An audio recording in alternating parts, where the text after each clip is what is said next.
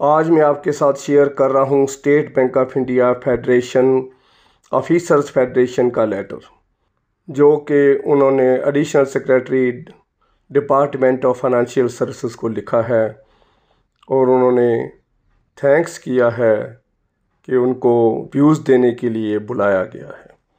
तो मैं लेटर पढ़ के सुनाता हूँ। क्या उन्होंने कमेटी बनाई है, कौन कौन से उसके मेंबर हैं जो उनको व्यूज़ देंगे, और उसके बदले आगे जाके वे 6 अक्टूबर को high court, Delhi high court में जो अनोमली है स्टेट बैंक ऑफ इंडिया की पेंशन की, 40% ऑफ द लास्ट बेसिक पे पेंशन ले रहे हैं बैंक ऑफिसर्स और बाकी बैंक्स में 50% ले रहे हैं।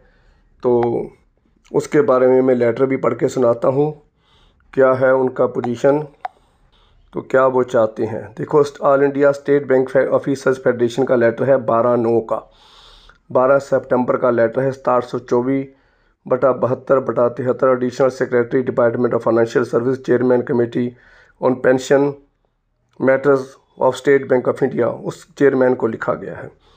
सब्जेक्ट क्या है, committee for considering and examining the representative made by the petitioner in writ petition number, case number उसका नंबर दिया है, federation of state bank of India pension matters versus union of India and, तो उसके बारे में है।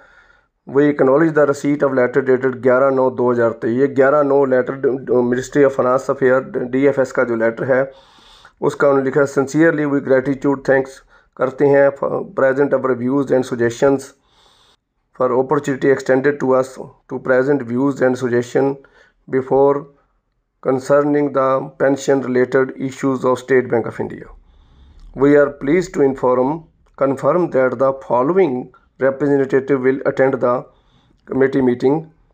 All India State Bank officers federation के जो रिप्रेजेंटेटिव हैं, Shri Rupam Rai president all India State Bank officers federation, Shri Deepak Kumar Sharma general secretary all India federation, Shri GD Nadav जो former general secretary हैं, उनके लिए once again we extend our heartful gratitude. ये उन्होंने उनका धन्यवाद भी किया कि हमारे को बुलाया गया है। अब ये देखना है कि कैसे ये व्यूज़ को प्रेजेंट करते हैं, कैसे अपना व्यूज़ ये बताते हैं कि क्यों SBI के साथ ये हो रहा है। देखिए, दूसरा पॉइंट आगे वो एक्सटेंड करेंगे कि स्टेट बैंक ऑफ इंडिया में ट्रिपल बेनिफिट है, कंट्रीब्यूटरी प्रोविडेंट फंड भी ले रहे हैं, ग्रेचुटी भी ले रहे हैं और पेंशन भी ले रहे हैं, तीनों चीज़ है, कम्यूटेशन भी है। तो जो ट्रिपल बेनिफिट है, जो दूसरे बैंक्स में क्या है कि अगर सिंगल PF मिलेगा तो पेंशन मिलेगी, अगर डबल PF लेते हो, कंट्रीब्यूटरी प्रोविडेंट फंड लेते हो, तो पेंशन नहीं मिलती। तो ये जो DFS है ये अपनी आर्गूमेंट यही एक्सटेंड करेगा और उसको देने के लिए उनके पास क्या आर्गूमेंट है कि क्यों होना चाहिए। उनके पास स्टेट बैंक की हिस्ट्री है, उनके पास इंपीरियल बैंक की मर्जर से पहले इंपीरियल बैंक में ट्रिपल बेनिफिट मिलता था। जब इंपीरियल बैंक 1955 में SBI में मर्ज हुआ था तो उस समय इंपीरियल बैंक में तीनों बेनिफिट थे और इसी कंडीशन पे वो मर्ज हुआ था। तो इसलिए हमारे पास और भी जो मर्जर हुई है, लॉर्ड कृष्णा बैंक और कई बैंक जो 7 एसोसिएट बैंक हैं, उनके भी डिफरेंट रूल्स हैं, जो दूसरे बैंक मर्ज हुए हैं वो भी उनके भी डिफरेंट रूल्स हैं। तो इसलिए बहुत बैंक SBI में मर्ज हुए हैं। तो आज हम 20,000 से ऊपर ब्रांचेस के मालिक हैं, तो सबसे बड़ा बैंक है, ये दुनिया का सबसे बड़ा बैंक है।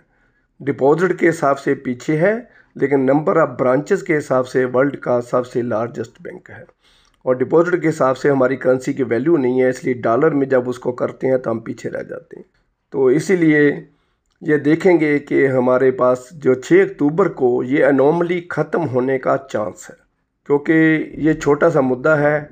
50% पर कोर्ट भी ऑर्डर कर सकती है, मिनिस्ट्री ऑफ फाइनेंस खुद एग्री कर सकती है कि ये अनोमली रही है, ये एक अनोमली है, इसको रिमूव किया जाए।